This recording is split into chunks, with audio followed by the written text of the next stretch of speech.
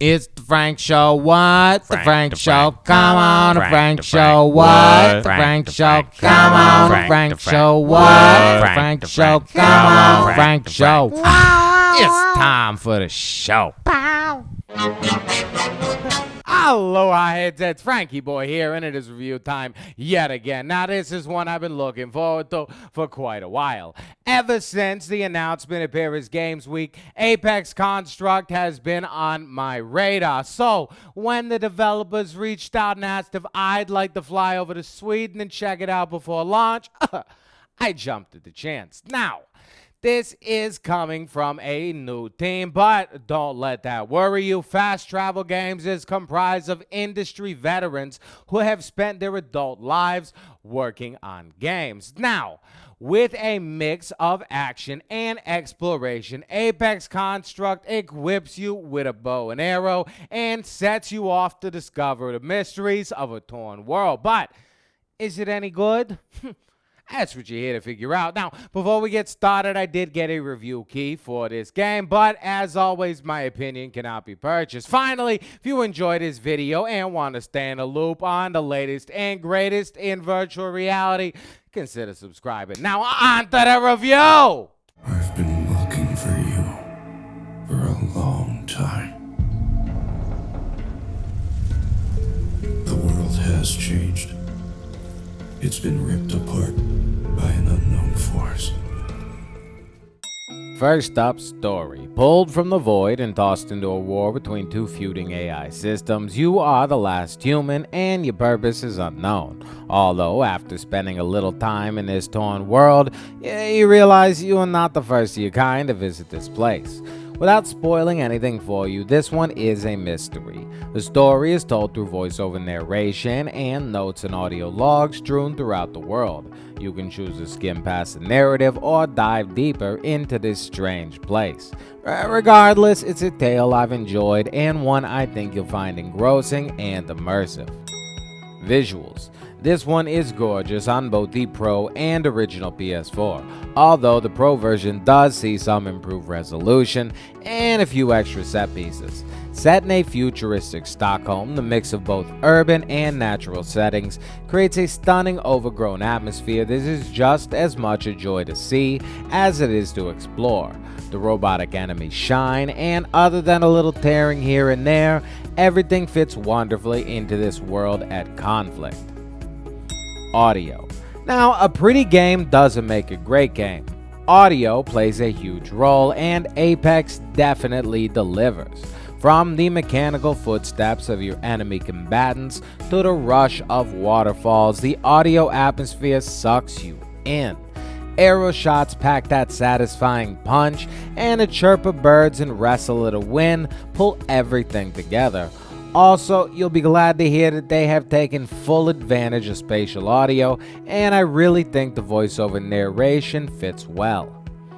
Gameplay. First off, you need move controllers for this one. It's a bow and arrow game, duh. Now, this one is a solid split between exploration and action, and although your 5-hour plus journey may start off slow, it ramps up very quickly. The story is told through a series of missions you can access from your home, which acts as your hub world. The missions are varied, and although some are a glorified fetch quest, they switch it up often enough to keep you entertained. What's cool is you can pick things up when you're on a mission and bring them back to places you see fit in your home. I personally have a nice collection of statues I found hidden in the world. There are also terminals with fully functioning keyboards and operating systems all over the place just begging you to dive in. Most of the missions take place in one main area that slowly becomes larger as you find higher level access cards, and while on your journey to discover why you're here in the first place, you will encounter a number of different enemies. Combat starts off simple enough, but when you're dodging blasts from one direction and using your rechargeable shield to block blasts from another, and things got to get a little hectic. Luckily, the bow and arrow mechanic works fluidly and feels fantastic, but your arms will start to get a little tired after a while. One thing I must say is that the hitboxes feel a little too small. You really have to hit most enemies dead center for damage to register, which some of you may see as a nice challenge and others a stressor. One very important mechanic to gameplay is your inventory, which is easily one of my favorite aspects of the game. This is where you must store various objects that you need in other parts of the game or just want to take back to your home. You can also unequip your bow or choose which arrow type you'd like to use. You can also hot swap arrows with the square button on your main hand. There are also various throwable weapons located throughout the world, as well as vending machines that sell both health sodas and hand grenades. Also, all of your equipment is upgradable. After killing an enemy, they drop radiance points, and after collecting enough, you can upgrade your bow, shield, or arrows. The one catch is that if you die before making it back home, you lose all your radiance points and must start collecting all over again. It's a mechanic that makes you take your time during combat to ensure you get the maximum reward. Finally, there are many options in regards to comfort and motion. You can go full on smooth turning with free movement, or you can choose from an adjustable click turn with teleportation. Free movement is controlled with the press of the move button exactly like Skyrim, and other than a few obstacles which must be teleported over, has been implemented perfectly. You can also sprint by double clicking the move button before holding it down. Firing an arrow is done by holding the trigger to knock, pulling back, and letting go with a nice little haptic buzz from your move controller. The one thing that jarred me about the gameplay is that sometimes when you walk into a wall, the entire screen freezes black for a few seconds before giving you control again. It's not a big issue, but when it happens during combat, it can lead to some unnecessary deaths. Verdict. So for $29.99, you get one of the richest single-player story-driven games available on the PlayStation VR. I give Apex Construct a solid A-. The missions are varied, the combat is fluid and challenging, and I personally love the story and lore. Although this may be our first trip into this futuristic version of Stockholm, the developers have promised me it won't be our last.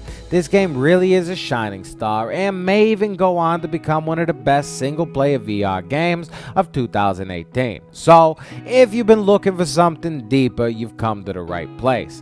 I just wish there was a little more variation in the arrow types, and I really hope they fix those black screens. Alright, so what'd you think? You gonna grab it? You still on the fence? Are you just gonna say forget about it?